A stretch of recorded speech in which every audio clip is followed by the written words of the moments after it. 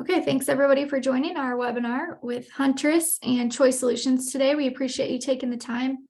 Just while people get settled in, as a reminder, you're able to use the Q&A box. If you have questions, feel free to type in at any point and we'll get those answered either in the Q&A box itself or live towards the end of the webinar. This will be a 45-minute webinar, so we'll get you out of here in time for the lunch hour or late lunch hour if you're on the East Coast, but we're excited to get started. And then at the end of the webinar, like usual, we'll have a quick, I think it's just 4 or 5 question survey. It should take you about 30 seconds. At the end, it'll populate in a browser. So if you don't mind taking the time, we'd appreciate your feedback just to make these better moving forward. So I'm going to go ahead and turn things over to Brian Steinloggy with Choice Solutions. Hey, thanks, Ellie. Appreciate the introduction and welcome.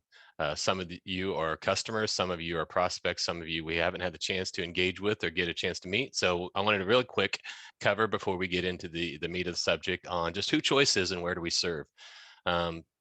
Get this kicked over here. Choice Solutions was originally founded back in 1985 and really on the 2 premises and 2 principles of striving to do the right thing and striving to treat other people like we want to be treated.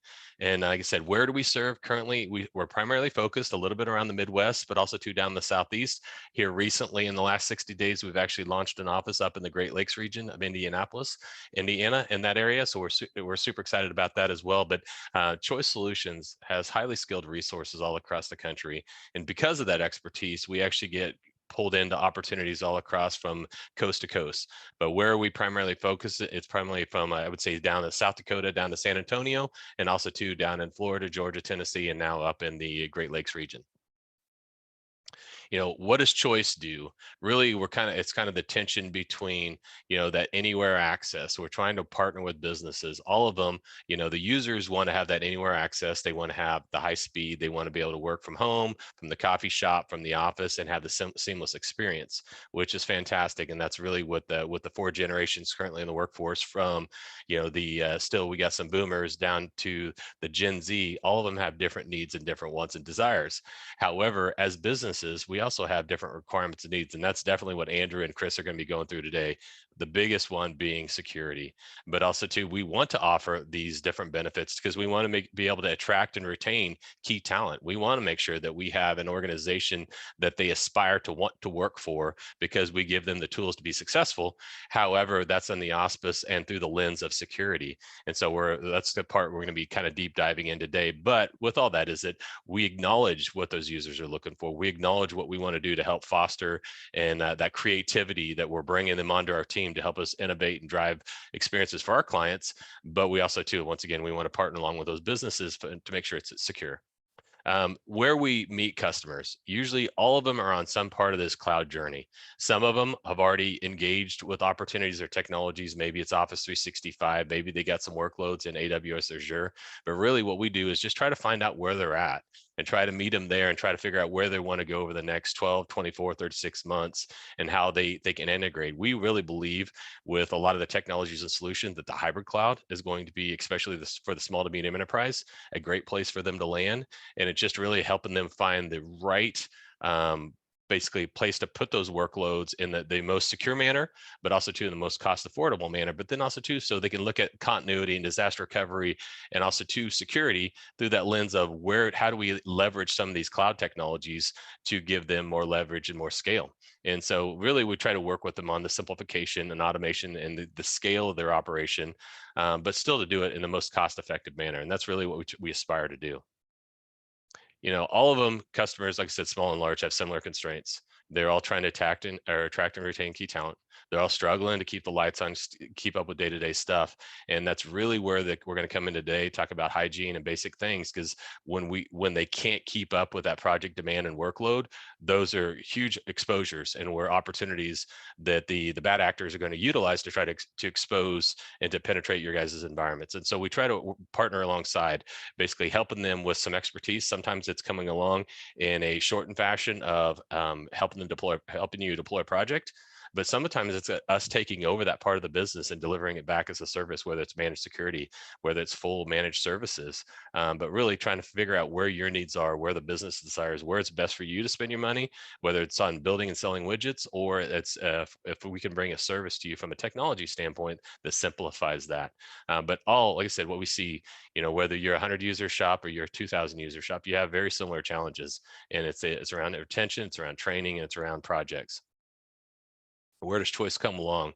We partner with organizations and we help them as they evaluate what we always try to look to as next generation technologies.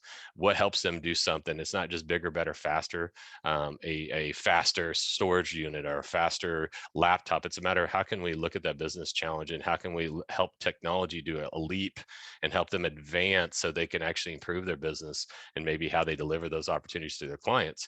And so as you evaluate the solutions we partner with you on, and we as a VAR, we can sell you those hardware and software solutions.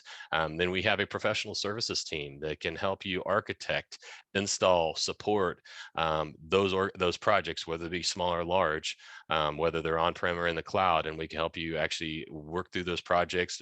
We have a project management office that can help support you on that as well. And then where really the gap is it really understanding what your team is really good at and where you maybe need some help, and that's what we call managed services. And it's really finding out where your team's at, where they need to be, and can we take our team tools and technology and can we wrap a service around that maybe it's easier for you to consume so that you get that next generation support. And like Andrew and Chris are going to talk to today, make sure that there aren't those exposures, because security is a very real thing. Just really quick, what sets us apart, I hear one of my team members, he says it best, is that, we have tremendous world-class expertise. We want to work alongside you as an advisor, but what I think sets our team most apart is that they care. We've been doing this for a long time. We aspire to make sure that we're bringing value-added solutions that, just like if we were using it in-house and solving it with a very similar manner, but that they sincerely care. And when you look at our tenure of our team, some of them have been with 20 plus years in technology, that's like dog years. But what we do is we empower them to do the right thing and serving the clients that they get a chance to partner with. And we make sure that they get a chance to ensure to see that through and it's the right thing for them. And I think that sincerity and care and serving and supporting our clients, I think it really what sets Choice Solutions apart. And so as we look through and we're getting ready to announce or hand this over to Andrew and Chris, we look at security as it's not an on and off switch. We look at it as it's a security dial, and we want to make sure that everything we're doing today can build on. And so when we look across the 12, 18, 24 months, we want to make sure that all those IT investments build on each other. And so that dial turns up, and when that dial turns up, that security exposure shrinks down. And I know that that's something that the attack surface is something that they're going to talk about today. It's a very real thing. But we just want to make sure that when we're looking across and we're laying out a vision, is that we help that those investments build on. As a small to medium enterprise, we know that there is a limitation on time and money. And so we just want to make sure that we're understanding what the business needs and the growth and those things, so we can make the best recommendations and bring the best partners like Huntress alongside to help, like I said, you in what's protecting your environment and delivering applications back to your users. So with that, Mr. Watson and Andrew, thank you guys for joining us today. Thank you guys for, like I said, sharing with the team on what they could do. And let me kill my share here so you guys can take that part over, and I'll hand it over to you. Thanks, guys. Awesome. Thanks, Brian. Thank you. Thank you. I'm going to just pull up my screen here so you guys have the slide decks. Right. So, hey, that was a great intro. Kind of hard to follow, but hey, my name is Chris Watson. I lead up our security practice here at Choice Solutions, and it's one of those things that touches all of those areas, whether it's your projects, whether it's managed services, professional services, things like that. Alongside, we brought our partner from Huntress, Andrew Meyer. Say hi, Andrew. There it is. Hey. And we're going to take a different tack than we usually do. I know the technical folks on this call, you've been beat across the head with, all the cyber hygiene things. We're going to talk about competing with some really well-established businesses. So today's agenda is just a quick touch points. We're gonna talk about the evolution of hacking. I promise you we aren't going to bore you, but it's going to be better than the Sneakers movie. But hacking from fun to profit, when did it become a way to sort of drive a revenue method? How did ransomware factor into that? And then the evolution from ransomware to what we see today, which again, well-organized organizations who are essentially competing with you for your dollars and in some cases your talent. So when we view it from that standpoint, it kind of changes the paradigm a little bit. And then how do we address it? How do we build that defense? As Brian touched on, how do we set that dial that's appropriate for, where your business is from a maturity standpoint, any regulatory requirements that you might have? Of course, we want to do the right thing with or without regulation, but how do we sort of enable security as a business partner rather than just a cost center?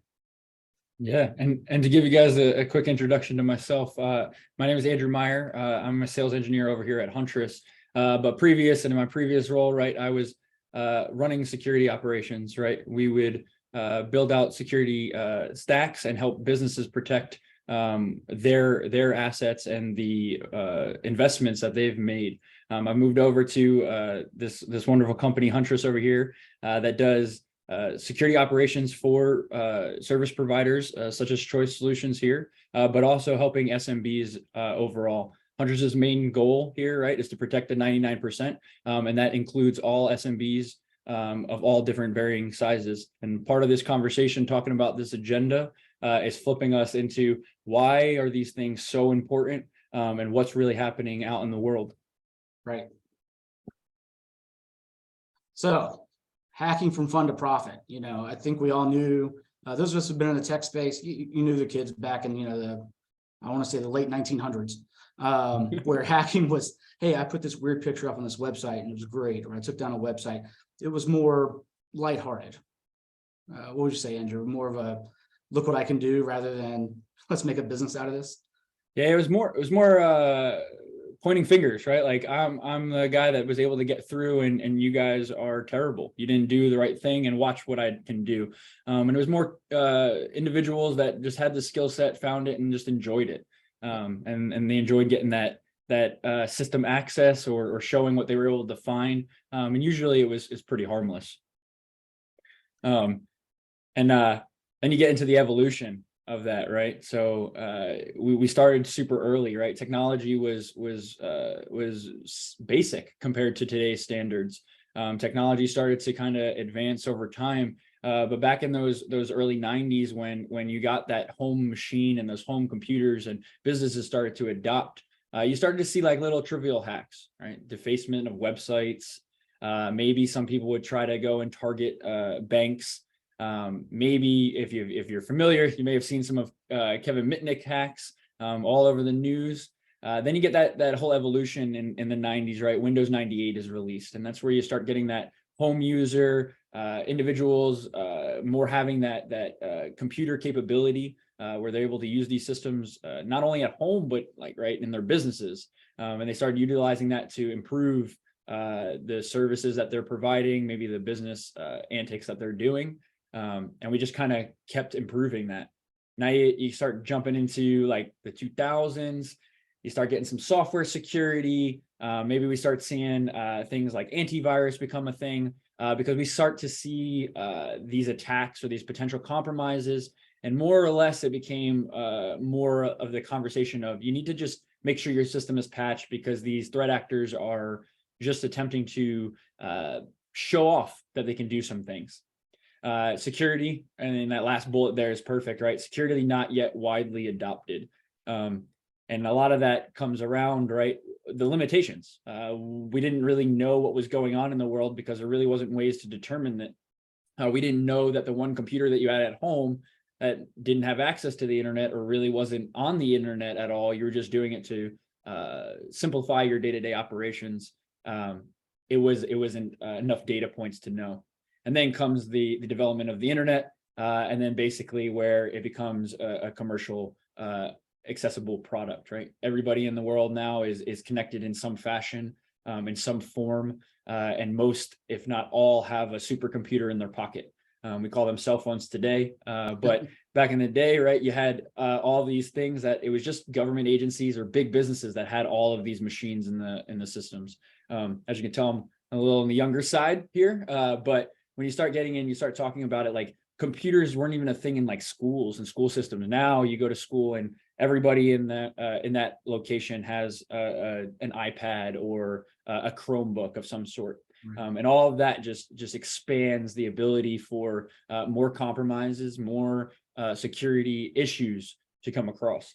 I never thought I'd have to explain to a customer why they don't need to hook their coffee maker up to the internet.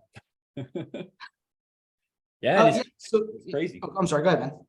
Well, I was gonna say it's crazy too. You talk about those things, and now you have that coffee maker, you have the refrigerator that tells you what your groceries are, and these are all just attack surfaces now that have just became more evident. Right.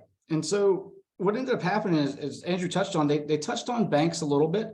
But banks are tough because they're super regulated. Everything's tracked. You can't really move anything without being seen. But somebody said, well, maybe I can sell this block of information that I stole from a government system. Well, okay, now you've got to find, a buyer who's willing to essentially, there weren't really fences for stolen data back at this time. And then nobody wanted to be sort of attached to that. And then, well, if you stole something online, well, let's put it through the mail. Well, that gets a little more complicated too. Because now, I've got the postal services and people inspect mail. And again, you're still in possession of something stolen. It's one of those things that if you've got it on you, it's kind of hard to prove that you don't have it, if that makes sense. Yeah, 100%. But Chris, is there a better way? Right. There's got to be a better way to make money off of this. Oh, yeah. Bitcoin. Yeah. So now cue your Bitcoin and cryptocurrency. So like Chris was saying there, you came into the portion of how do I can hack machines, I can go to banks, I can try to steal some data and information, and it's like, but where do I go? I can't go to the pawn shop and hand it to the broker there and say, hey, I want X amount of dollars for this. Right. I mean, if you did, you ran into that risk. Well, when you bring in these cryptocurrencies or predominantly where Bitcoin became a thing, it was pseudo-anonymous. So now those threat actors now had a way to get paid with no way to be tracked. They had the ability to go through and be able to steal data and then sell it pretty quickly. You start seeing things where people can exchange it and then immediately turn it right into their currency or their local currency or Right. US dollars, whatever it was. And while it was still difficult, still hard, this gave those threat actors a way, and those people that were in their basement, right, going in and just defacing websites, now they have an avenue to go through. Now they have a way to now commercialize this, make some money off of your systems, off of your data, and potentially off of compromising your business and stopping your business from functioning. Right. So enter our friend ransomware. It's annoying. I'm sure some of you have probably sat around going, man, if the guys who wrote this stuff would just sort of, redirect their lives, they'd be amazing software engineers. They'd be amazing security practitioners. There's a rise for a reason, and looking into what the early years of ransomware were like, and then how that develops and grows as sort of a strategy has been pretty interesting to watch. Not interesting when you're on the wrong side of it, but there you go. Of course, and in this scenario too, right? You start seeing what was that ransomware and why did ransomware become a thing? So this became a capability of them being able to start encrypting machines. So now you got the internet, you got your end users that are going out connecting. They're getting these emails. They're being targeted for whatever reason. They're found a way, and these threat actors have found a way now to make money. So now, how do I start putting this to effect? And you get that ransomware event, because if I can get all of your devices or I can get your files, how hard is it for me to then encrypt them and then make it really difficult for you to run business? And as you can see here, kind of in this slide breakdown, right, you see most attacks were just a small handful of machines. These weren't sophisticated attacks. They were somebody downloaded something, clicked on it, and then all of a sudden it ran on that one system. And that was it. It was the one system. So in most cases, not really that big a deal. But for some individuals, it could have been huge, right? You have your good examples, like you have your whole finance database in one location, and it's on your accountant's machine. And then all of a sudden his machine gets, his or her or whoever's machine gets compromised, and then ransomware happens. And then now you can't even run operations or business anymore. Now they have a way to pay for it. so you can get to this point. But queue backups, queue other things, right? One machine really not that useful for that threat actor. How do I actually create that funnel and that money that comes in? How do I get people? And like you see here, like some just chose not to pay. They just said, hey, all right, well, I'll just rebuild. And then the threat actors kind of reacted to that first bullet where they couldn't, you had users who didn't really know what Bitcoin was. And that's where we saw things like stored value cards, like, hey, go to Walmart, buy a green dot card, and then bring me back this number. And so they kind of had to take a small step back to accommodate the end user. And you're going to see this as a pattern as we move forward with the evolution here. Yeah, so then you start getting more effective ransomware. And what does this mean? More effective? You've encrypted my files. No, this is that ransomware got more sophisticated, meaning like the threat actors got smarter and started programming these things to self-replicate. They figured out ways that if they do more machines, and that top bullet, right, it's more likely that the business is going to pay, because if I just broke the one machine, well, you just restore it. And especially if it's not useful, you just throw it in the trash and buy a new one. But now when you start to affect more machines, and you can do it in mass, now it becomes more of a, well, the business is more likely to actually pay when they get compromised and they've been ransomed in this scenario. You see things like ransomware doesn't immediately detonate. So even so, right, you may have think, oh, I'm all good. I think I clicked on something bad and I did bad thing. You tell your IT department, right? You get to your security department, you inform Choice Solutions, right? And tell them that, hey, I had this incident, I clicked a button and I think stuff's bad. And then what was happening during these days, and in a lot of cases why they're successful, is that you don't see this stuff. You don't have a team that may have been looking at this, or you miss it and they wait and they'll sit there, and then all of a sudden it doesn't deploy right on that first attack. So you think you're good. And then a week or two later, a year later, all of a sudden that remnant that was left over is now deployed. And now what you thought was good, they waited until they had the perfect moment to then deploy all of that ransom and create that compromise. It also gained the ability to be able to spread. So not only did they have to only infect one to infect the many, they were easy just to compromise one system instead of having to compromise 100. Deploy one, I can encrypt all at the same time. Well, but Andrew, if I've got backups though, I'm good, right? Yeah. So, and that's where it comes in. So you have backup solutions in place, and those are only a single point in time. So let's say, hey, we detonate this months, years later out of that portion. How far back do you have to go, right? Like how far back is before that threat actor was actually in that system? Is it a year? Is it 2 years? Could you imagine trying to roll back your business that may have been growing at a 10% rate over the course of the past 5 years and then have to restore back to that point? In most cases, that's not even feasible. It'd be a detriment more to your company or organization. Hence why now you can then walk into that and be able to then go and recover and pay these threat actors to do this. Now, this is why also backups are so very important, because if you start talking about that backup solution overall, you have to really identify what is that plan that you may have, because, hey, can I get back that 10 minutes before when we identified that ransomware? Can I prevent it? Can I get to the point where I'm only an hour of restoration versus it being a full week type of restoration? So you'll start to see that through this presentation, right? The more as the threat actor evolve, is the more that businesses need to evolve in order to start combating these types of risks that you have across the space. Right. And then cue ransomware negotiators. So now you start seeing, right, now ransomware is become prevalent. People have started to compromise systems. These threat actors are coming in. They're becoming smarter. They're becoming faster, quicker, more agile. Now it comes into the case like, how do we get them to pay? So they start looking at, hey, how do I deploy this and cause more business impact? How can I make it more difficult for you, the business, to be able to recover and force you to have to pay? All the way to the point where you start seeing ransomware negotiators start becoming a business. On the good guy side, not on the bad guy side, on the good guy side, that would then call these ransomware gangs to then negotiate because it was working. You start to see that this actually works. And the big key here, right? and Chris, I think we talked about this previously, right? Is if you can negotiate with them, the ransomware gang is going to say, okay, yeah, we'll lower that cost. Sure. If you're going to pay, we'll lower the cost. And you learn that one evolution happens one time, then the news gets spread out. Well, this ransomware gang will negotiate with you and you can get a lower rate, and they'll do it. Because why?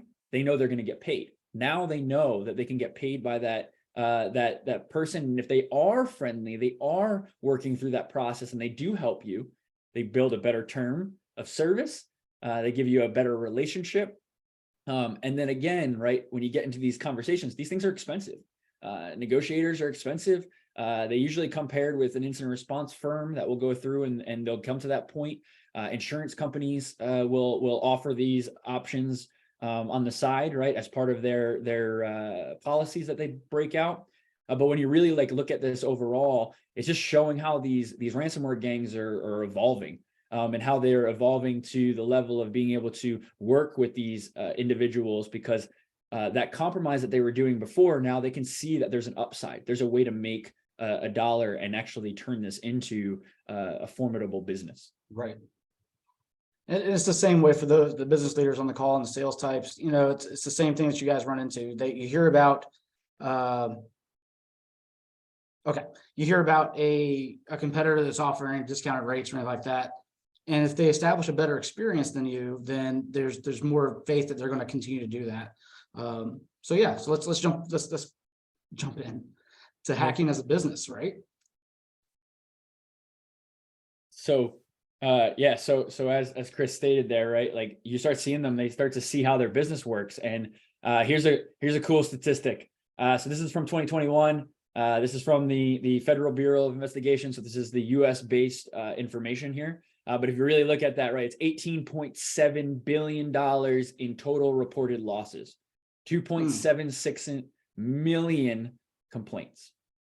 Now, I'm going to let that resonate for a second. This is of reported incidents in the last 5 years. This is only based on the Federal Bureau of Investigation. This does not include every other country in the world. This only includes the United States.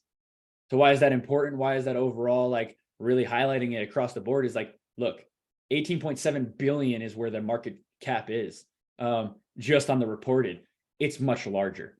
So they see that there's this huge opportunity to be able to hop in, cause some damage to your environment, and then you'll pay. You'll come out and they'll do some type of ransomware event or some other data exfiltration or something of the sort, right? To compromise your system, steal that data, and then use it to fuel their funding, whatever they're trying to do, whatever they're trying to build with their cybercrime business. And right, how do they earn money? It's not just ransomware, right? It is not as simple as just ransomware here. This is a big slide to kind of highlight all of the tons of different things you could talk about, but I just need data. You'll see here in these pictures, and we talked about it before, it's not as just a phishing email from your end user, right? There are teams that get paid to create these phishing emails that threat actors will utilize. That's a one business model. You keep continuing this, right? There's people that will just get initial access, and then they'll sell that initial access. When you get to these small portions, it's very rare if they have the rest of the access and the rest of the data that they can sell off, that they'll get to the ransomware, because they're pretty confident that if they got the good data, they can sell the good data. But if they want, and their goal is to maim and destroy your organization, or they find something that maybe there's just no way that you're going to pay, or they know this information from previous compromises from other organizations, they may just lead with ransomware and stop your business from functioning.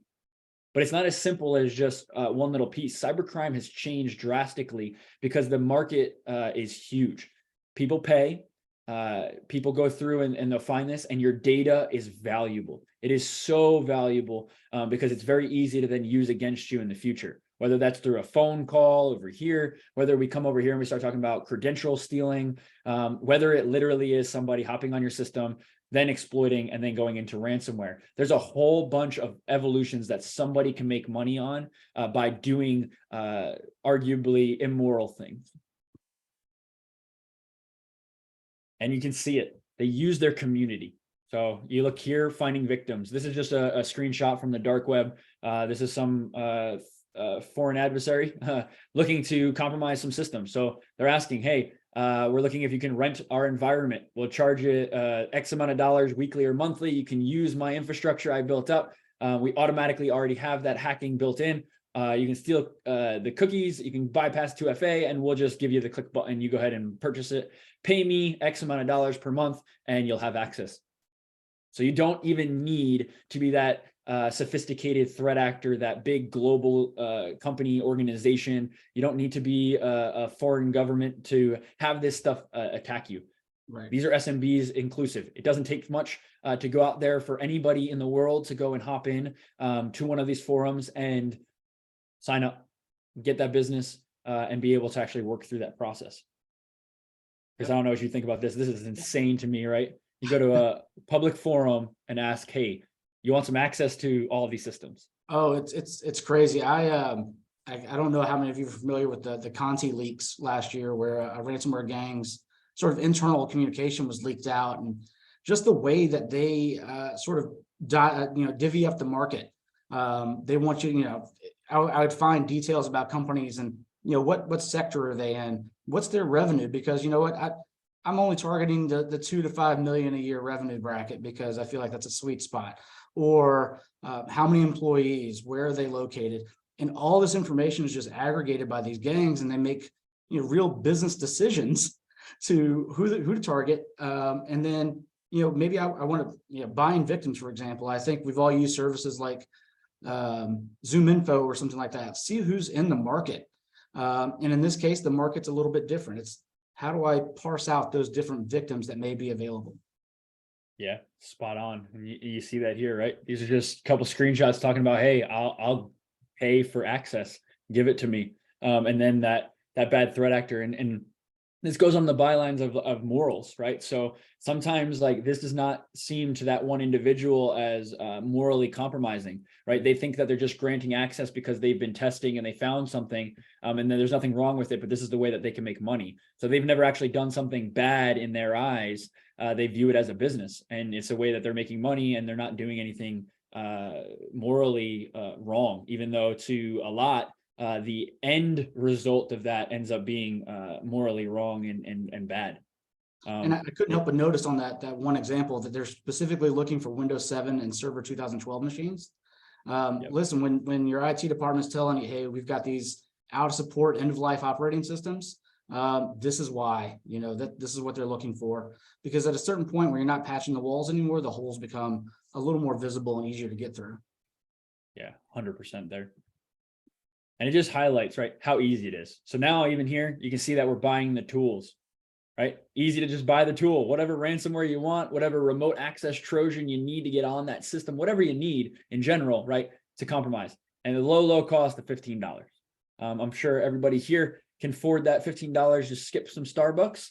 But the key here is, right, $15. It took a few dollars to get. We encrypt. We'll do it twice a day. Any of these malicious files, we can scan, paid for scanner for after encryption, and then payment setup. Everything's there for you for $15. Oh, so they'll scan on contingency for me? Steady. Yeah. Oh yeah. And go through and make sure that everything worked the right way. Do ransomware as a service. You can even go out there now, and if you're even looking at this, right, the better and cheapest FUD ransomware, right, fear, uncertainty, and doubt. You can go through and purchase the ransomware tool set. And if you look down here on the bottom one, $900 US to get a full command and control for 12 months, one package for a full encryption solution and suite. And I'll tell you, okay. I was about to say, I see package one. I kind of want to see the rest of the menu. Yeah, man. And it gets cheaper, more expensive. You get support options that come in there. And to me, that is ridiculous. You even get it even worse. And you really think about it overall, guys, this is even these bad ransomware variants. They have very nice websites, and they'll actually pay you for data and information. They'll pay your employees for this. And again, I hate fear, uncertainty, and doubt, and selling on that and talking about that. That is not what is presented in this, right? This is just what's happening. This is the things that go on. So you may have some employee involved in your organization that may need $15,000, and it may just be granting access. So being able to identify these things and knowing that they're out there, and then understanding your risks and what risks you may have is important. They got terms and services. They literally have how you have to use their product, right? You can't even use their product properly. And if you don't use it properly, they will remove you and stop you from being able to use that system. That's insanity. That is crazy. You're adding a whole entire model around here. And these terms of service that get added in, like participation, talking to the FBI, CIA, and NSA. Like, these are things that are drastically difficult to combat, right? You can't combat a business that's trying to defraud your business. It's hard. And the ways that you go through this, right, they're out there. You can only do so much. And that's why these agencies, this is why the solutions that you build out in your product line are important, and where you're really looking at it as a business, identifying what that risk profile is. Are you prepared to deal with something such as this? Yep. You even get to, Jesus, business reputation, right? If you read this one, it's pretty funny. They'll start talking and it says, I was very surprised to read the news on Twitter from the yellow press. Mandiant.com are not professional. They call out, right, how good they are in that defense mechanism. They call out how they're doing.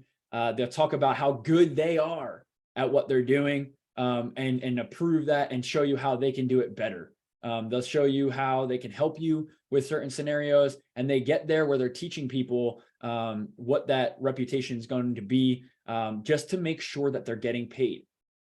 These are businesses. These are not just that guy in the basement anymore playing around. These are individuals that are going through and running down with just equally as much customer service. They want to make sure that you, at the end of the day, are going to pay them. And because they are a business, they're going to make sure that you're doing everything that is necessary to provide them the dollars that they need by calling out that customer service. So they'll identify all the things that they need, and they'll even give you the information back of what you need to do to fix their problem. So not only are they going and compromising you and saying, hey, please give me money, they then come back over and tell you, here are all the sets that you probably should do. Don't count on your antivirus. There's no one AV that can really help. This is the threat actors that are calling this out. This is not a document from us. This came from them and what they're providing to their end customer. I feel like I've provided this green list several times to the customers. Yep. So, hey, you can't really have a business. You get big enough, you get complicated enough. We've got to hire HR. We already got a lawyer on tap because you saw the terms of service, but we've got to hire somebody to run our people side of it. And what we're seeing is, they have full-fledged programs, same things that you have probably in your organization, where, there's performance reviews, whether that's, per action, after action, or anything like that. This one organization has an employee of the month. And then, we run referral programs, bring a buddy and we'll cut you off a couple bucks. And these are things that we're seeing because we're understanding that these organizations are still having to compete. If you've tried to hire for cyber in the last 2 or 3 years, you probably understand that's a really tight talent market. And that's one of the things that even these ransomware actors have to deal with is, well, all right, how do I make this more attractive than going legit? Or do I even let you know that you're actually doing illegitimate work? There are some folks who just inadvertently gone to work for companies and they thought they were just doing research, and it turns out that they were ransomwaring people. You've got to do the whole attraction and recruiting thing. Go out there and, why should I work for Vulcan instead of going directly to Lockbit? Or why should I work with Fin7 when I could just be an affiliate type deal? And then you got to train them, right? Employee manuals on, what do I do when I get into a system? Well, here's how we do it. Here's our standard operating procedure. I love these manuals. I've actually contemplated, stealing a couple for myself and throwing a Choice logo on it and using it internally, because it's really solid training for these individuals. And that's something that they've had to invest time in. And they realize from lessons learned, like, all right, we can't just assume that you're going to know exactly what we need to do. Likewise, when you're hiring folks in your organization, there's a right way and the wrong way, and the way we do it, which is how we operate. This to me was baffling to me, but yeah. Yeah, this is awesome. And this happens all the time, right? These are the step-by-steps for their tier one tech of what they need to do. And that's the simplicity. They just need to hop in here, go through these steps, and they're all set. Right. Now comes the bigger question. What do we do? How in the world do we get a defense against this? How do we stop this from happening? And again, I talked about that, right? I'm not going to steer you to that fear, uncertainty, and doubt. These things are things that are happening. This is just to show you that you're not too small to have an actual compromise, right? You have money, you're making money, you are a target. You just may be too small to be on the national headline. Right. You may just not be there and present to be able to be that big news article. And that's why you don't hear about those small SMBs that are going on and going through that process.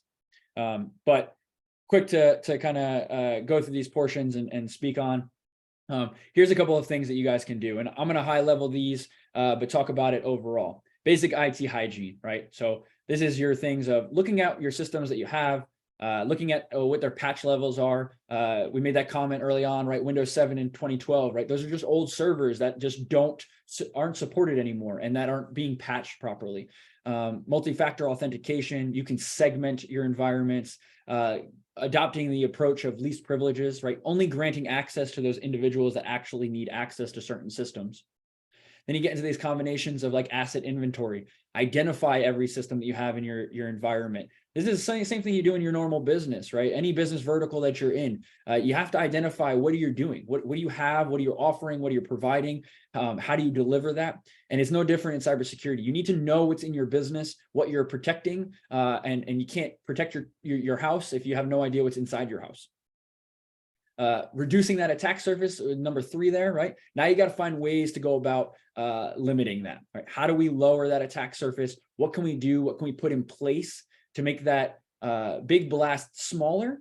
And how can we start going through and identifying individual portions of what's currently existing in my environment and where those attack surfaces may be? Maybe it is a legacy operating system that needs to be updated. Maybe it's a software that is legacy and it's old and it needs to be updated to a newer version or a totally different software because that one is completely vulnerable. These are all decisions that you need to think about when you're going through that process. Additionally, in reducing attack surface, right? Who you're employing, how you're employing them, how you're reviewing that employment, right? Those could be a piece of your attack surface. Going remote, not being remote, right? How do you identify that? Even your physical security is important in these cases. And then backups, right? We talk about BCP here, not just ransomware, a business continuity plan. Your backups are one portion of that business continuity plan, but the whole plan as a whole is like, yeah, great, you can restore from that backup that was 10 minutes ago, but who do you tell when your entire business stops? How do you notify all your employees? Do they come into work for that day? What else is in there when you have a potential continuity issue when you lose power?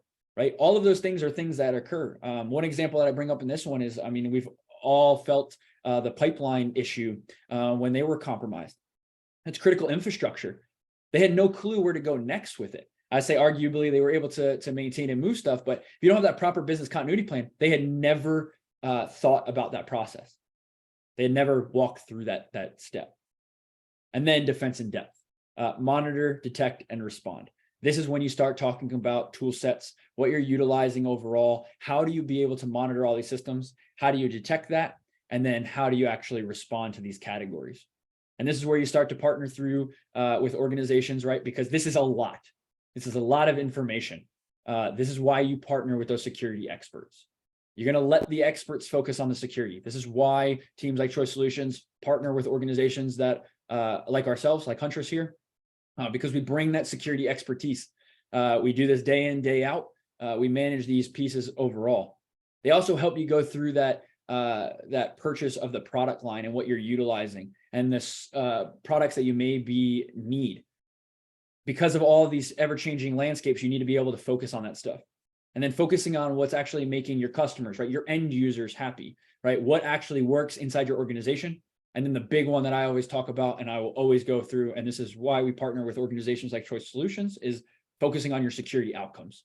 Security outcomes is what the result is. How do I mitigate the risk? And how do I make sure that whatever that risk is the best outcome that I can ever possibly have? Because there is no tool set that is going to be 100%. There is no system that you're going to put in place that will ever be 100%. You can get very close to it, but you have to be able to manage what those outcomes are going to be.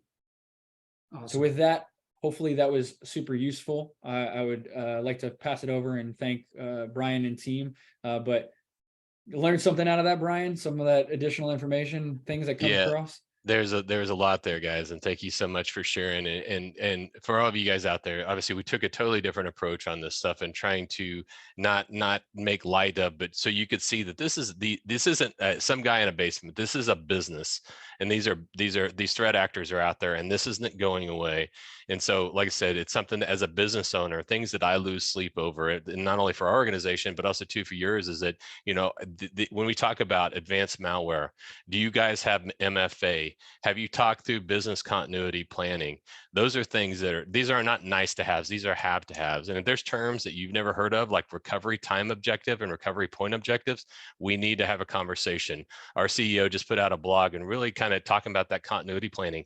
Do you know how much data you could lose and your business could still stay viable? Do you know how long your business can be down and your business still stay viable? And so those are things that we would love to have a chance for. Give us 15 to 20 minutes. We'll get on a call and kind of assess where you're at and where we can start. Once again, we understand there's limitations in time and money, but the reality is there might be some things that we could do to hit some low-hanging fruit with solutions like Huntress that could really help cover some ground and help put you in a better position. And then we can help you identify, all right, here's the next objective that we were talking about over the next, let's try to get this accomplished in the next 6 months. 8 months, 12 months. But, you know, MFA, advanced malware, business continuity planning, these are not buzzwords, not marketing terms, not vision statements. These are things that actually need to be talked about and talk through, and make sure that your business owners understand, because sometimes they have a reluctance to release funds. Well, it's not a question of whether you're going to get compromised. It's kind of like your identity. Your identity is going to get stolen. It's just a question of, at some point, how long does it take you to realize that there's been exposure, and how do we minimize the effect and the exposure of once it does happen? And that's why we work with tools and companies like Huntress. They help us quickly minimize it, mitigate it, and resolve it. And so thank you guys so much, Andrew and Chris, thank you for sharing. And for the customers on the call and prospects, please, like I said, the Choice Solutions account team will reach out. Give us 15 to 20 minutes. Like I said, let's assess how can we partner alongside of you. Once again, we understand there's limitations, but where can we basically partner first, and then figure out how we can bring our team tools and technologies alongside you. So thank you for the opportunity to continue to partner and serve your organizations. Thank you guys for the time. And like I said, that's it. Have a great day.